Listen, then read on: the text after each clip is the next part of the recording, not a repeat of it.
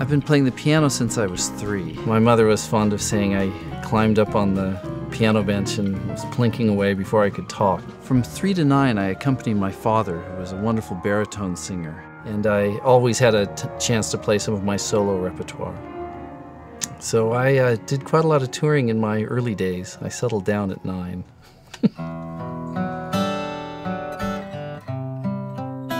I started playing guitar at 9, infused with the music of the 60s. Cream, the Beatles, Hair. Even more, though, I was drawn to jazz, musical theater, and classical music, especially Gershwin and Bernstein, Chopin, Richard Rodgers, Art Tatum, Debussy, Copland, Ravel. In the late 60s, there was this Brazilian revolution. The beautiful love songs of Antonio Carlos Jobim. Jobim's love songs took the country by storm. I felt like a door opened, and that forever changed my life. Suddenly I realized there was broader horizons than just my insular world.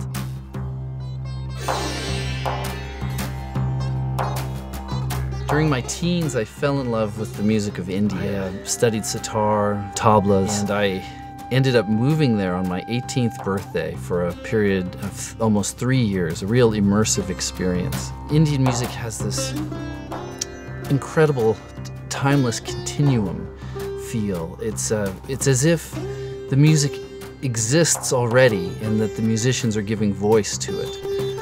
And this especially intrigued me. And I also loved the connection Indian music had with the natural world. There was morning ragas, evening ragas.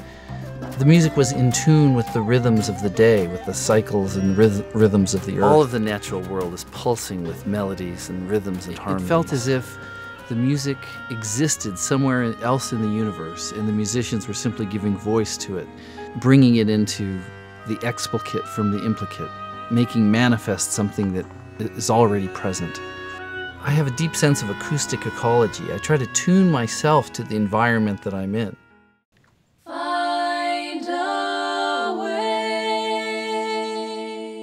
As a composer, I try to orchestrate and arrange distinct styles and disparate elements into a coherent whole. And I've always had this fierce appetite for the innovative, crossing boundaries, discovering something new, listening deeply to whatever environment that I'm in, and then being able to express what I'm hearing creatively.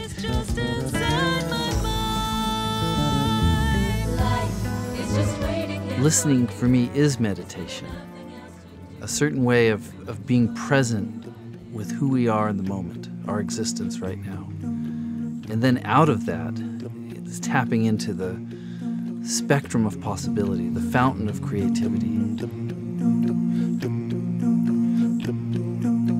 I'm still searching for the lost chord. That notion that there exists a novel sound, something new that none of us have heard before.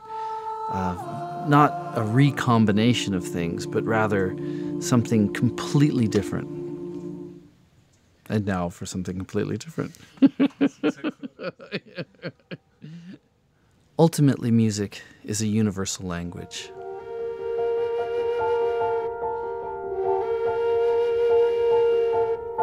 It's able to express nuances and subtleties that no words can.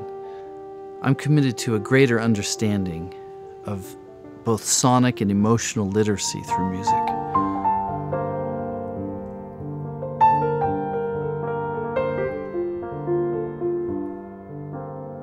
Not only do our lives have more meaning creatively, but we're fulfilled in ways we can't even imagine.